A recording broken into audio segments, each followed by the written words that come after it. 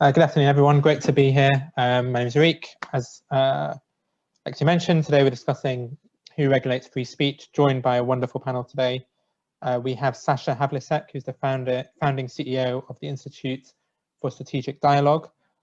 We've got Tom Morrison-Bell, who's Government Affairs and Public Policy Manager at Google. And shortly we'll have Thomas Hughes joining us, who's the Director of Facebook's Oversight Board.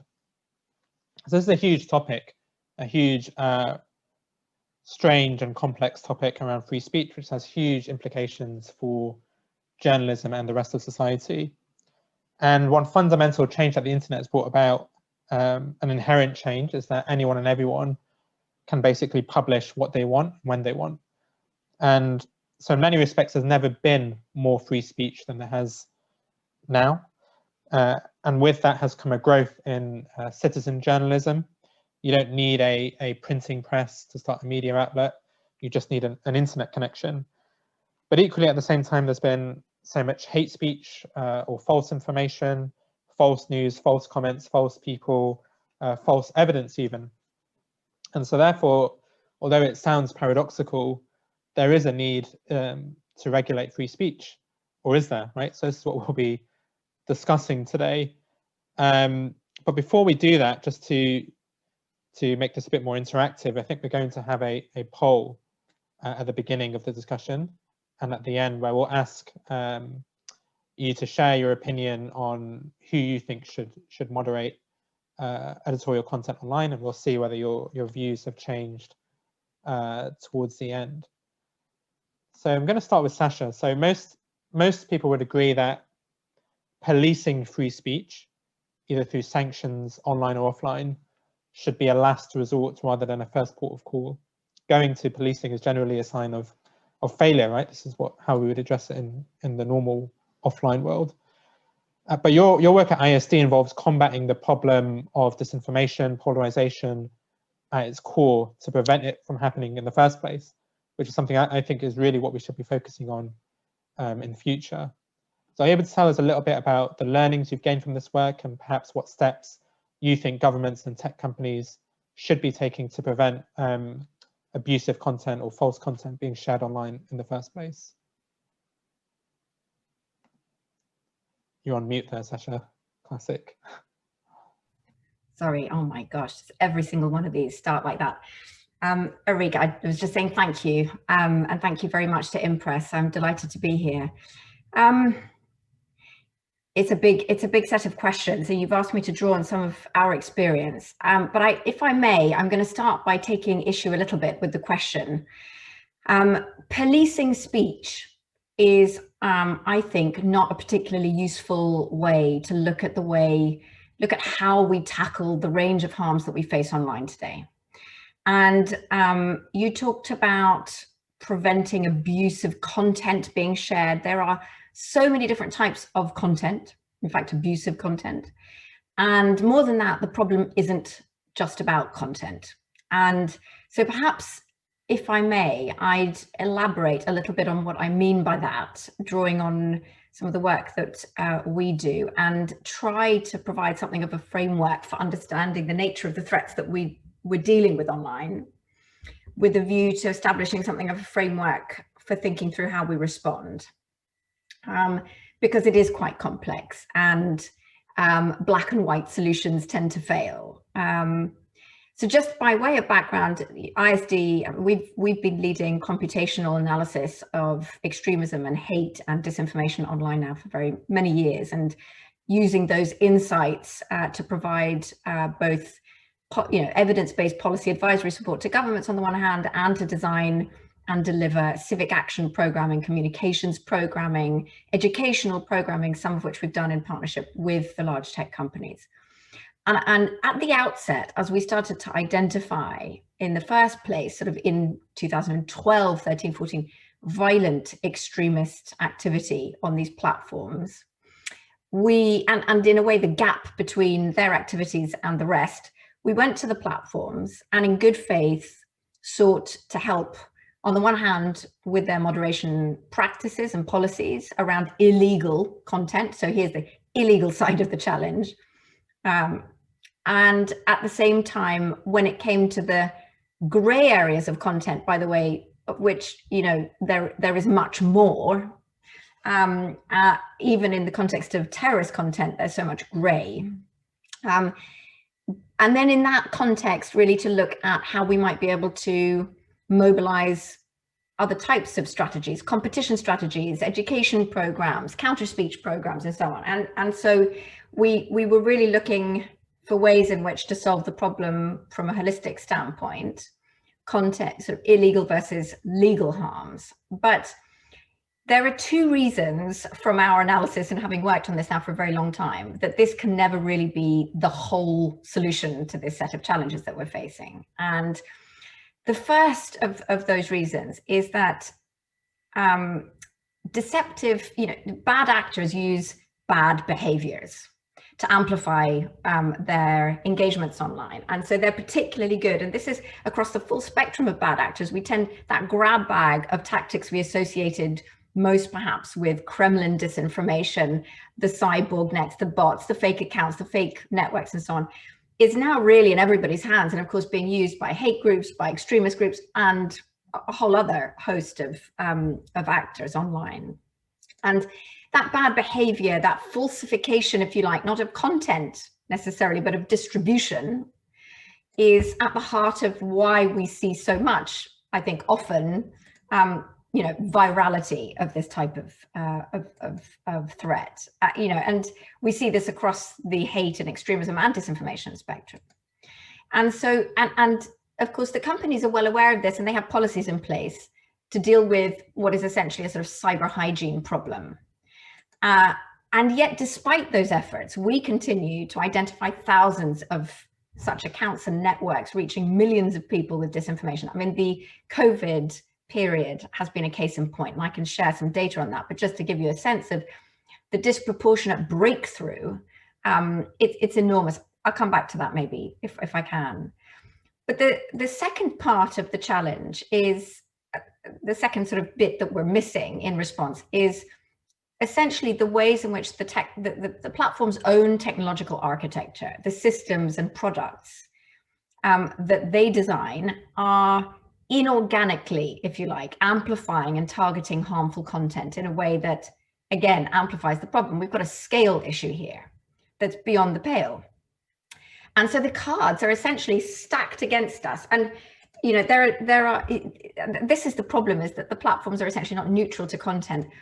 I mean, you know, there are studies that have been done on the platforms themselves. I mean, there was a piece of research done by Facebook in 2016 that was leaked in 2018 that showed, for instance, that 64% of joins to extremist groups, for instance, were a result of their own recommendations algorithm. A piece of research that we recently put out on Holocaust denial material also showed, you know, was basically, we were led to it by Facebook's recommendations algorithm. These sorts of things, of course, are still a massive problem. So those are the types of things that we see distorting, if you like, the playing field of speech. So when we start to think about this, and many people will cast this as a battle between free speech and censorship, and it's just the wrong way to see it, because in my mind, this is really about how the companies currently, in a way, distort the playing field for speech. And what we really need to be doing is regulating,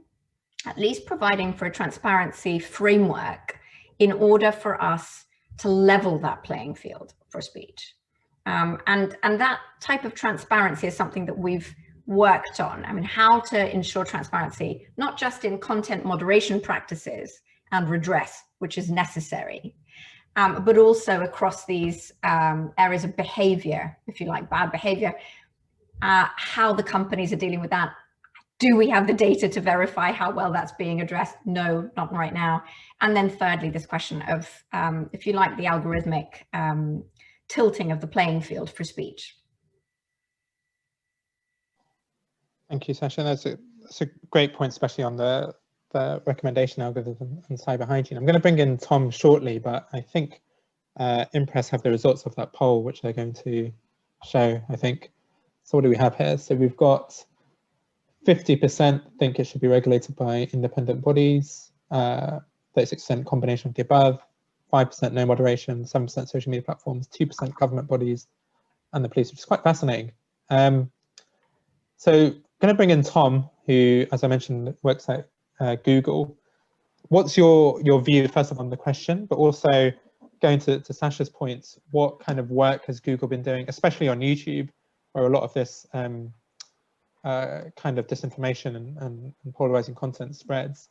What has Google been doing to kind of combat this, be more transparent, and really try and clamp down on this kind of abuse of the platform? Thanks, Eric. Thanks, Sasha, for your thoughtful words. It's fantastic to be here today. And I'm going to start in a similar place to Sasha, read the question.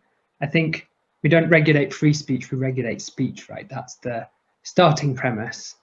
The free speech element and it being such a fundamental right ties into deeper questions about what we hold dear as a society. So on the whole, the view has been in Western liberal democracies that you want to be as maximalist about free speech as possible because it allows for the interplay and plurality of ideas. It allows you to hold power to account. It's a key building block to a healthy society. So that's how I think that would understand the question. And then in response, not in response, but building directly on what you said at the beginning, the platforms are kind of on the horns of a dilemma. It's not an actual dilemma in the kind of philosophical sense, but there are two competing visions or positions that the platforms find themselves caught between, and they can't both be right under the kind of common conception, or where they both are right, they point to just tensions and difficulties in the current position. So on the one hand, as you said, the opportunity to express yourself, the opportunity for free expression because of platforms is larger than it's ever been. And I should say here that people often use platforms to mean social media platforms. And sure, whilst that's certainly one of the most important areas, I think it's important to recognize that things like search engines play a really, really important role, and they don't work at all like social media. So they have a crucial role in freedom of expression, which we'll come to, but I don't think they should be thought about in quite the same way. So on the one hand, people have a huge ability to express themselves, and platforms surface more types of content than ever before. So whether that's on a search engine, which gives prominence to news, to high quality journalism, has resulted in, abstracting the changes to the market structure that has made news production financially more challenging than it's ever been. Readership of news is higher than it's ever been. Readership, the number of different news outlets or sources or special interest news areas, minority voices that are being expressed are higher than ever. So I think globally, I don't mean globally around the world, I mean in the round, in the UK, the state of free expression in its kind of purest form is, going back to that core idea, is probably richer than it's ever been before. That doesn't come without its challenges that Sasha touched on previously. So the second horn of the dilemma is that on the one hand, platforms are seen to have been, or are undoubtedly part of this explosion of voices, reducing the barriers to entry to having a voice, producing media, be it citizen journalism or otherwise.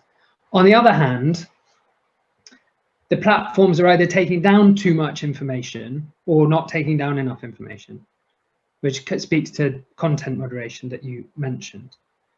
And so I don't know, I don't think there is a general answer to this question, because as Sasha said, it comes down to the type of speech or speech act that you want to consider.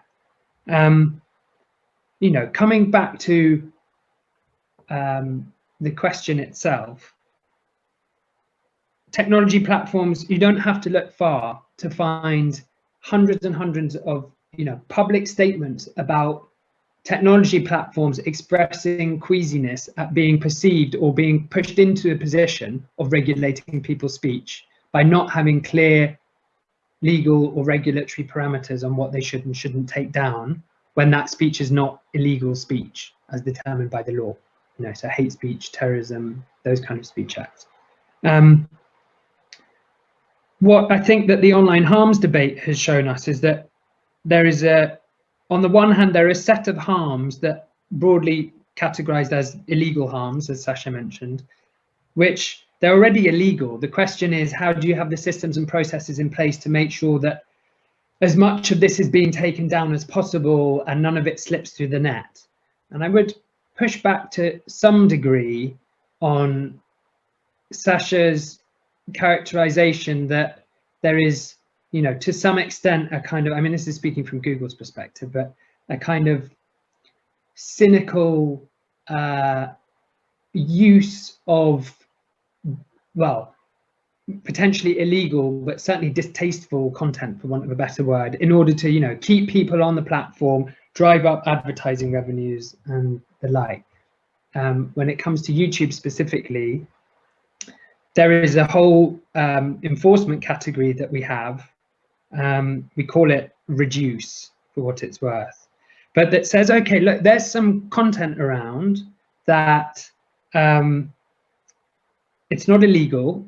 It's not necessarily against our policies, which go further than the law, but it's probably not the type of content that everybody wants to see.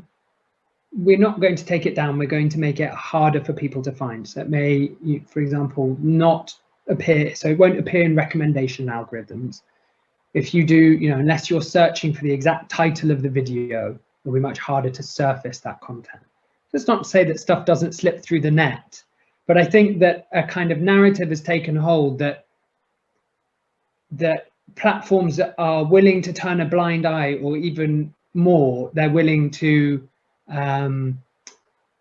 profit on distasteful content that just for the reason of catching eyeballs and driving up revenues. I can say categorically that YouTube does not actively do that and has policies and techniques in place that would go against that.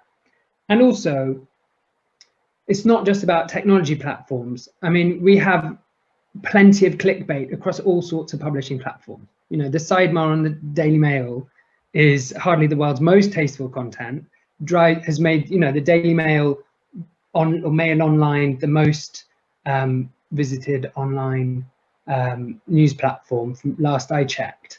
There needs to be a recognition of the equivalence and not a kind of besmirching that the platforms act in a way nobody else does, don't take responsibility and do it cynically to kind of make their money.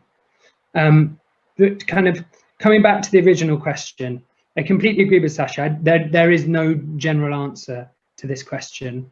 The platforms are caught between these two competing pressures, which are very real and point to a tension in what it is to have an effective free speech regime or right to free speech in modern democracies where the internet exists and has a fundamental impact on the amount of speech that can be broadcast. But it's not for platforms to decide, beyond the scope of the law, what counts as free speech or where the boundaries of free speech should be drawn as a right. And consequently, we look,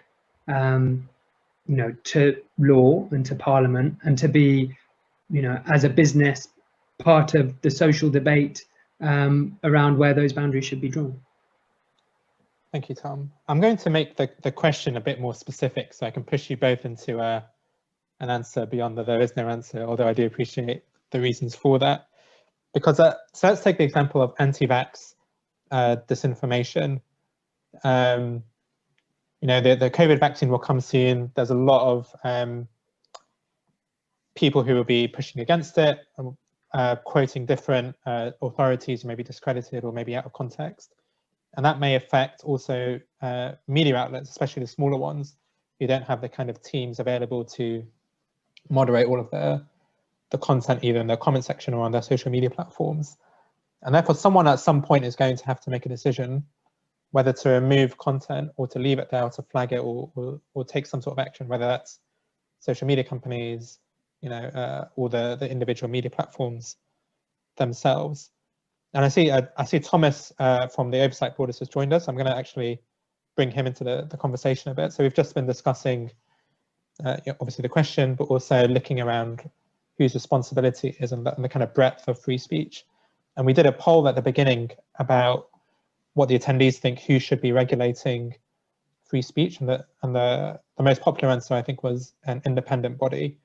And that's kind of what the oversight board is supposed to be, right? So perhaps, Thomas, can you tell us, first of all, a little bit about the oversight board, what it does, what kind of challenges it faces, also the kind of view that you take on whether it is desirable for the social media platforms or the big tech companies to be regulating it, or whether we should be looking at different approaches altogether. Thank you very much, and my sincere apologies for being late. I am truly sorry. Unfortunately, I've just left, or fortunately, I've just left a meeting where the board was actually selecting its first cases, so it was not a meeting I could leave. I think those are excellent questions, and I'm sorry that I missed the poll at the beginning. The board itself is essentially an independent self-regulatory entity. It's akin to a grievance mechanism rather than a sort of judicial entity unto itself. It's comprised at the moment of 20 independent members. That number will climb to 40 through next year. And the board basically has two main roles. So its first is to take decisions on content and cases specifically that get referred to it either by users or by Facebook, and the second is to, and those decisions are binding, and the second is to make policy recommendations in response to questions that Facebook poses to the board about aspects of its community standards vis-a-vis how those should be in respect of international human rights standards. It has a third kind of set of powers which are sort of more focused around accountability. So those look at issues such as, or cover issues such as reporting on the types of cases that are referred to the board, as well as issuing transparency reporting and so on and so forth. The board at the moment is, I mean, it only launched on the 22nd of October, so they are currently going through the first phase of selection. Some of the challenges, which I think have been relatively widely reported in the media, some of the challenges that we're trying to overcome, but that will remain in time, are things like, how do you undertake sort of deliberative content moderation at scale? So, in a situation where the board is receiving many thousands of cases per week, how do you sift through, find those that are significant and difficult? How do you create the criteria and the procedures and the digital tools in order to be able to identify those cases? Another challenge is for an entity which is, global, has a global scope and mandate. How do you ensure local nuance and perspectives when you are selecting cases? And how do you bring those to the panels that are going to deliberate on cases? And I think the large third challenge would be, how do you identify and how the board will decide what the intersection looks like between digital content moderation and respect for human rights in that process. Just want to, because this is a huge responsibility, right? The oversight board. We're talking billions of users who these decisions can affect. You mentioned that the decisions are binding. Is that binding in law? Like how does that actually happen? Can Facebook just reject all recommendations if it wishes to? I mean, theoretically, it's binding in law. We have a legal agreement between the board. So the board is established under a trust which is registered in Delaware. There's a trust fund. We have trustees who are responsible for the fiduciary aspects of the operations of the board, and then we have board members, obviously, that are solely independent or solely responsible for the content-related decisions. And that entity, the trust fund, has not to drag you into too many details, but has created a company underneath it. And as I say, there's a legally binding commercial agreement between, as it were, between that company and Facebook. But I think the powers of the board are not so much legal in relation to ensuring that Facebook implements its decisions, although Facebook itself has acknowledged and said publicly that they are binding decisions. It's more, I think, in the sort of the public domain, in that court, as it were, if Facebook fails to respect those decisions, then it will be rolling back on its very clearly stated public commitment. I'm going to bring Sasha back in shortly, but just to remind attendees, if you want to submit any questions, please do so using the Q&A function, and we'll probably take them about 10 minutes or so. So Sasha, one of the issues here is, even if we were to say we're going to moderate content online or regulate it, whatever term you want to use, it's generally the platforms who are in a position to actually physically do so, right? They're the only ones with the resources, the manpower, the actual technical capability to do so. But how much, building on what Tom was saying, part of the problem is around market structure of the internet generally as well, and around competition, like clickbait, all of these different types of things. And a move towards stricter regulation is likely to benefit the bigger platforms, and maybe kind of monopolizes the industry. Some have argued that the rise of alternate platforms like Parler or other alt-right platforms can actually better improve the quality of moderation just through innovation and competition. Do you have any truck with that view, or do you have any other thoughts on how perhaps the actual market structure of the internet is affecting how we approach free speech as well?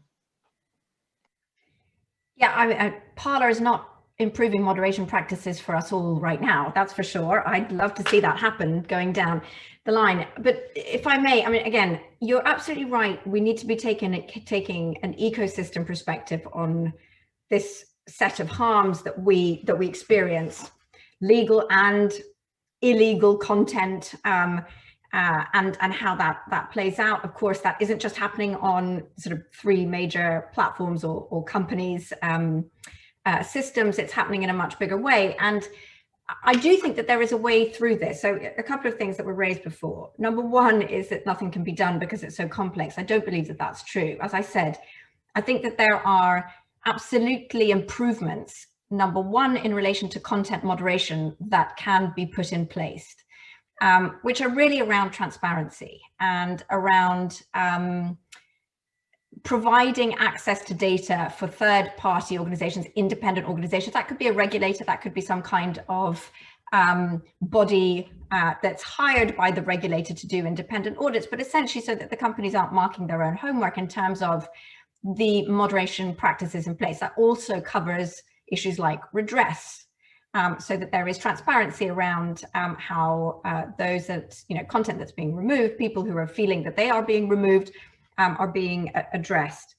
Now, it's interesting because the Oversight Committee is a really interesting step, I think, in that direction. And yet it also doesn't have access to the kind of data that would provide you with the basis for a genuine audit. That access to data is a sine qua non, whether you're looking at co-regulatory, self-regulatory perspectives, if you're really going to create trust with the public and with government, as it is a sine qua non for regulatory perspectives. But as I said, it's not just a content conversation. When it comes, it's a systems conversation, and that systems piece of regulation, I think, applies, number one, as I said, to bad behaviors online. And again, the auditing of how well the companies are managing to deal with bad behaviors, the illicit, accounts, the fakery of account and network and so on, that we see now at scale happening, continuing to happen, despite the fact that the companies are doing a much, much better job at catching that sort of thing. They've got teams in place to do that during elections, primarily. Of course, this is happening in other contexts too. But there is, of course, again, an oversight problem here. Who is doing the overseeing? Tom said it's unfair to say that companies are making money off this and there's some kind of malign intent. I agree. I don't think it's necessarily malign intent, but the companies are making money off this. So even just when you look at the inauthentic, coordinated account activity that Facebook has removed in the last, 8 months or so, just the money that they made from those accounts that they've removed, so they've recognized them as being illicit in terms of their own terms of service, made about $23 million. I'm not saying that they're doing this on purpose, but there is, of course, a money-making piece of this. There's a piece in the New York Times that just showed that ultimately the content that's coming closest to that red line in terms of nastiness, in your news feed is driving revenue. And there is, of course, a trade-off there for the companies. That is a trade-off. And we hope and we want to see, of course, and I believe that there are many, many fantastic people working across these companies that wish to see the companies move in the right direction there. But again, there is in fact no independent oversight. There is no independent way of checking and verifying performance in that sense. And then the third thing, again, as I said about the technological architecture, the systems that may be amplifying or promoting certain content. Tom talked about YouTube and the fact that there have been tweaks to the algorithms in terms of what goes viral. They've done some very important work around anti-vax prior to even this recent COVID sort of outbreak. And so, you know, and I have to say, I think that the view only approach that that they've taken to certain types of content, that gray area content that we may not want removed, but we don't want it to go viral, has been really, really important. And this is making a difference. So there are measures like that that are being taken. But again, we don't have enough data access, nor do governments, nor do regulators at this point in time, to be able to actually provide for something of an algorithmic audit. What is in fact the impact of the decisions, policies, practices, and algorithms of the companies on specific harms, on specific communities? We don't know now. So much to discuss, but we only have 15 minutes left. So I'm going to start trying to take in some of our questions. I'm going to take Muriel's one and adapt it slightly. So Muriel asks, with the internet and misinformation being able to spread like wildfire during this radical climate, what do you think are the most fair boundaries to draw whilst trying to provide free speech and protect human rights? Furthermore, in censoring information, at what point does this filter system end up creating an illusion of apparent social improvement? And one thing I'm going to add to that or throw into the mix is an area I've been researching, which is deep fakes, right? Which may be relevant for both Tom and Thomas. I had a conversation with someone at one of the big tech companies a while ago when, I think it was Facebook, when they announced their ban on malicious deepfakes. And when pushed on why they don't just ban all deepfakes, they said this is part of free speech. The ability to create deepfakes is part of free speech. So I'll start with Tom and then go to Thomas. You know, what's your view on Muriel's question?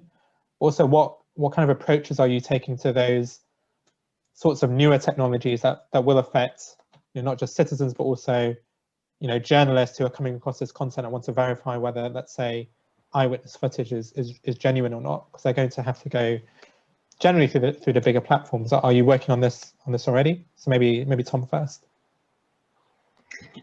Thanks, Eric. I thought just to close off what Sasha said in the last question, some very thoughtful stuff there, and worth flagging that on our side, it, you know, in part is thanks to the kind of, well, to directly the critical scrutiny that the ISD provides, both as a partner and generally, that has helped us to develop those policies. So that's, you know, a good example, I think, on our part of the social dialogue that is required, you know, to get to the bottom of these. You asked about anti-vax, and, you know, again, moving from this kind of idea of a general question to a particular question, rolling these in, I think in a sense, you know, and this is going to sound like a lawyer, and I'm not even a lawyer, but I think the kind of questions are going to have to be more of the order of what action should, you know, platform or social media company X take on Y type of content in Z context. So if you think of anti-vax, anti-vax information in and of itself is going to be hard to convince a government like the UK that in and of itself, somebody saying, I don't think vaccines are safe, I don't want to be vaccinated or have my kids vaccinated, or vaccines, you know, vaccines cause autism, should be illegal speech, right? That, you know, that seems that it will be perfectly protected. But in the context of a global pandemic, where you have platforms that are able to transmit large amounts of information quickly, when there's broad agreement and consensus that vaccine is going to be absolutely one of the key technologies to get us out of the position that we're in, that's a very specific question that needs a very specific answer. And in order to try and address that, certainly YouTube's approach has been to consider statements which directly conflict information as it's about vaccine and vaccine efficacy and that kind of content that conflicts either, you know, local health organization, so in our case the NHS in the UK, so NHS information or World Health Organization information. The idea being that way you have, you know, a reputable institution, in this case government institution, making claims that provide some sort of benchmark. So it's not, you know, so that the platforms aren't just, you know, taking action what may be seen arbitrarily. And in the case of COVID, we've had to learn incredibly quickly, change policies faster than we've ever done, and we'll continue to do that. I think deepfakes is an interesting example. There's a part of Google called Jigsaw, which acts kind of independently and is doing some work on deepfakes. I think one of the interesting questions about deepfakes is that, I can't remember who said this originally, but one question raised, I guess slightly sardonically, was why would you use deepfakes when you can just use normal fakes?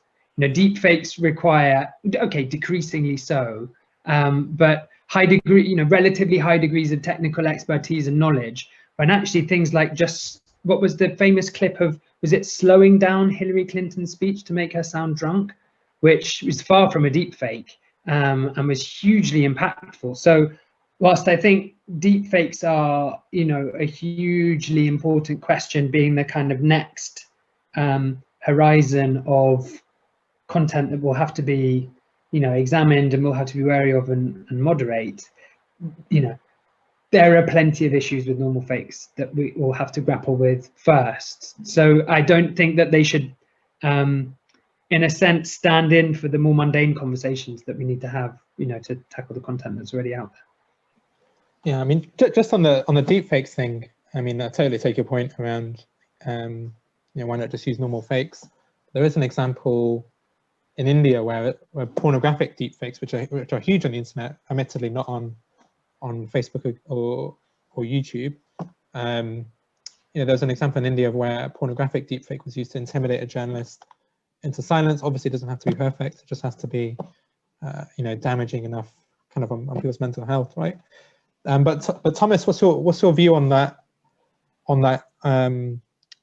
question? Let's say the oversight board, you know, someone presents a case and says this person has published an article or has said, quoted a particular expert, which is casting doubt on the vaccine efficacy, which may be legal in some countries but illegal in others. Or, you know, how would the oversight board actually approach that question and take a decision in practice?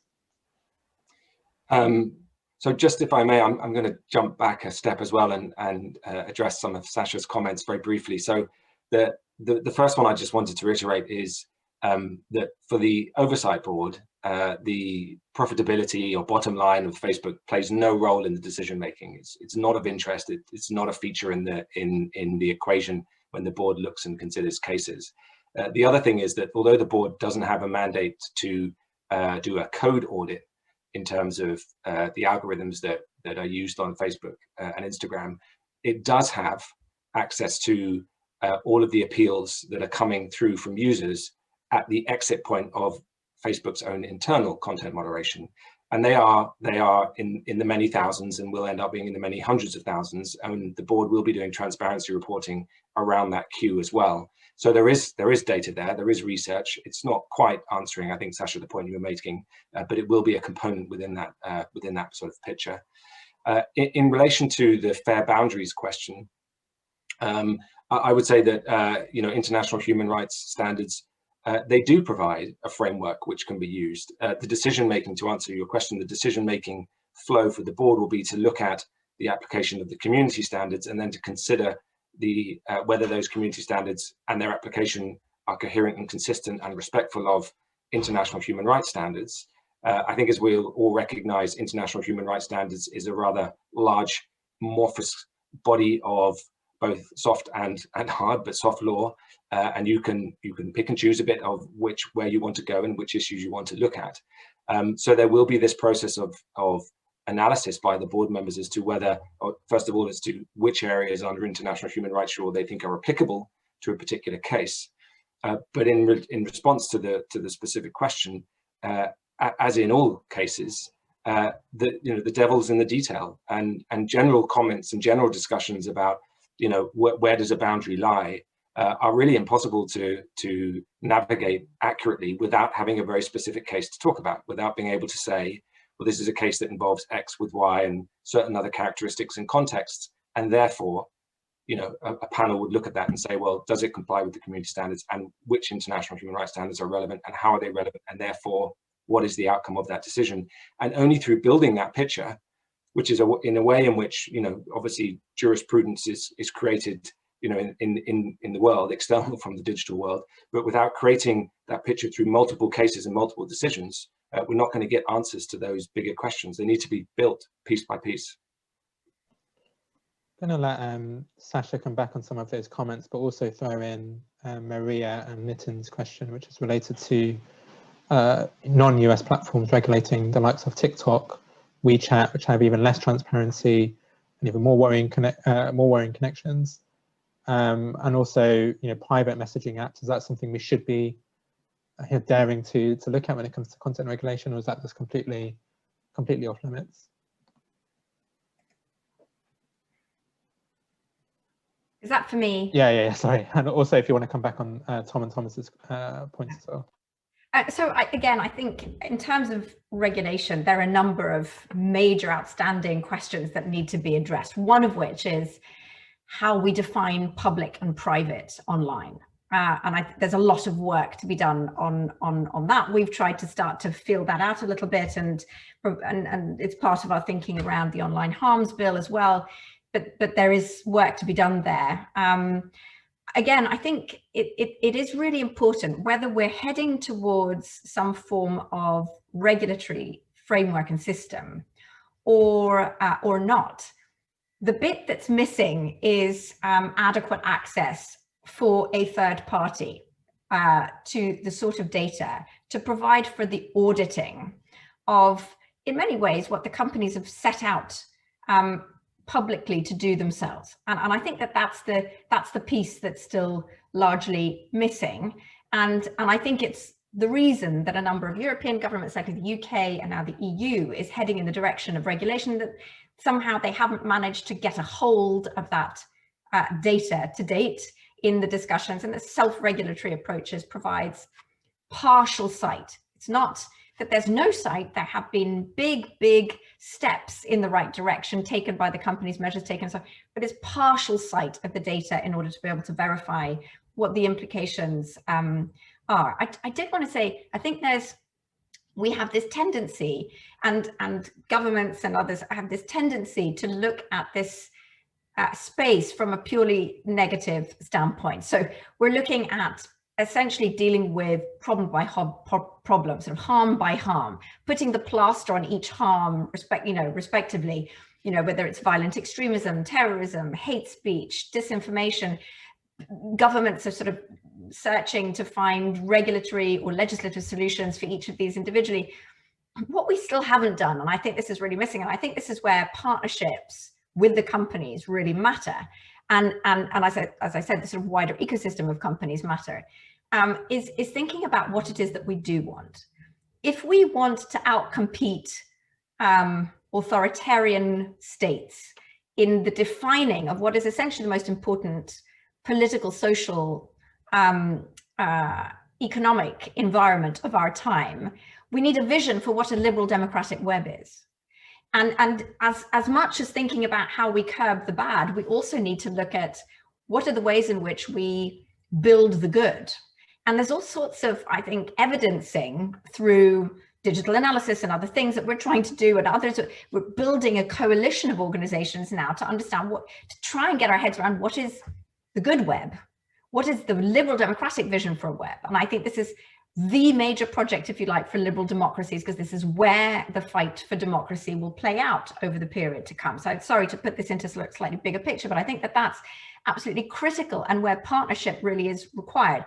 On the small versus big company thing, I mean, we have very much sought to see a duty of care put in place, which essentially is asking for a systems-based perspective to be applied across the online ecosystem in proportionate ways. So of course, smaller companies with less resource may be asked to deal with risk in slightly different ways to big companies with massive resource. And again, it should be proportional to the risk itself.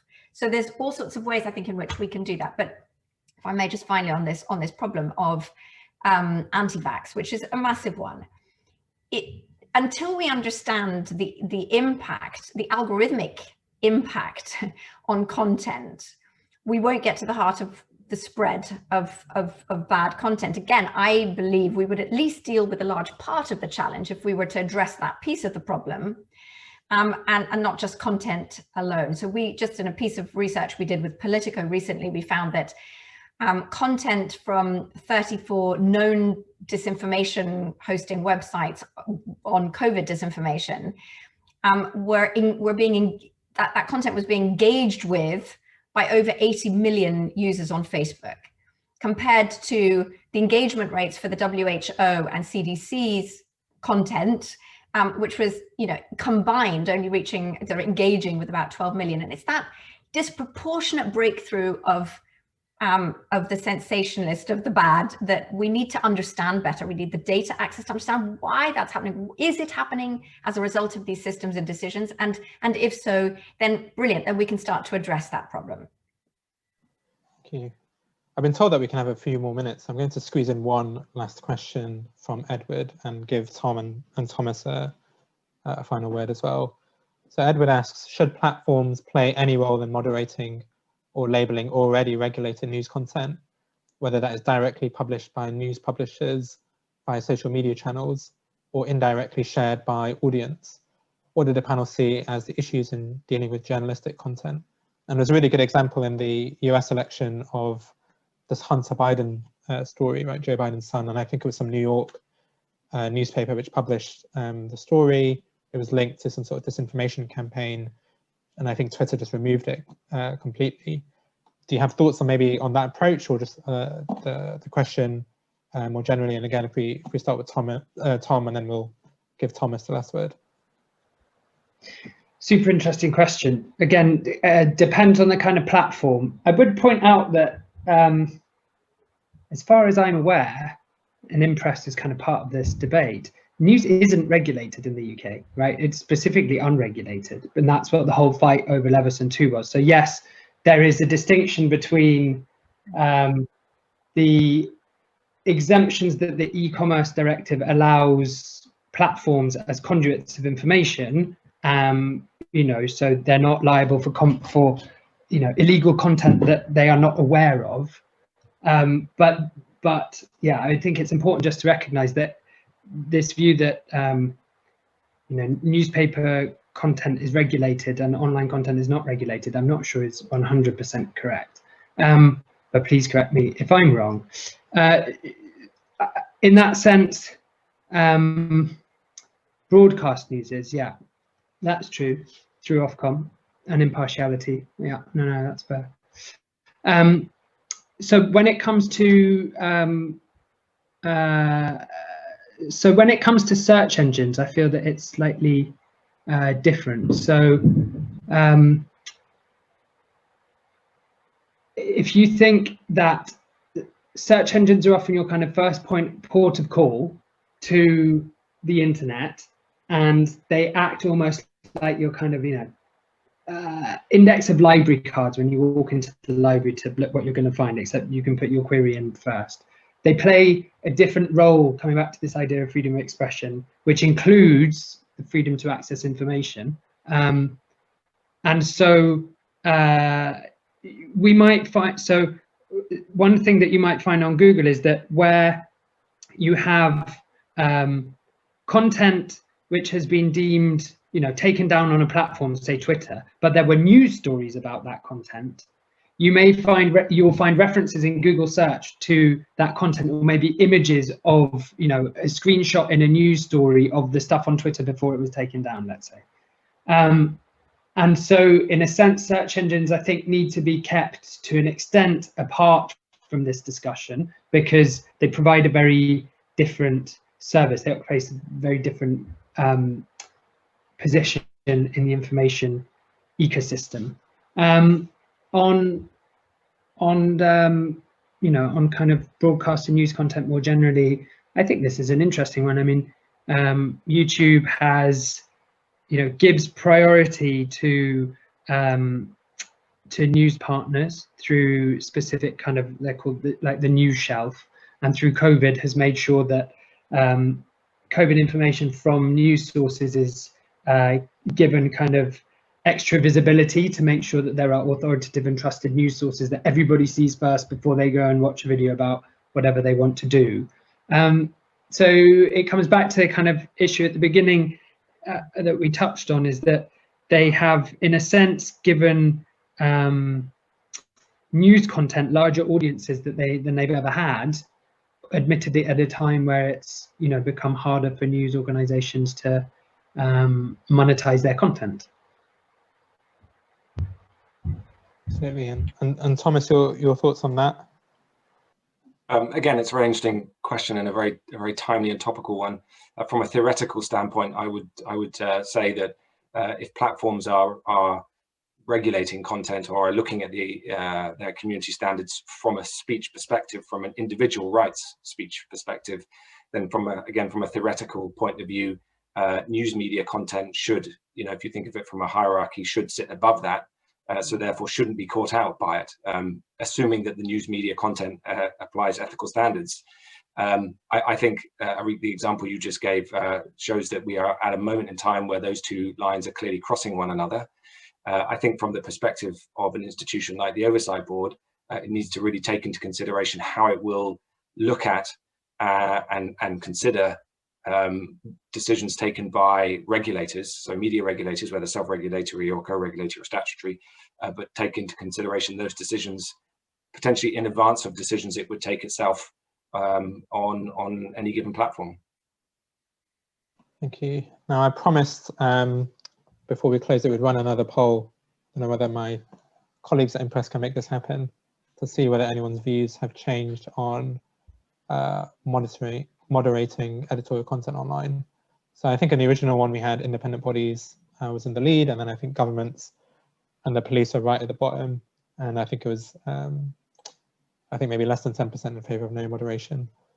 I realised I should have put this poll up slightly earlier, but I don't know whether I can be shown the answers. Here we go. So even more support for independent bodies, I think, so it's gone up to 74%. Absolutely no one seems to think that the government should be regulating. Social media platforms, 3%, combination of the above, 21%, and 3% for no moderation. So then we may be seeing a lot more oversight boards, Thomas, which would be quite interesting. That's unfortunately all we have time for. It's a really, really fascinating discussion. So much to think about, so many different complexities and issues which may affect journalists, but also our own everyday citizens. So I just want to thank our excellent panelists, Sasha, Thomas, and Tom.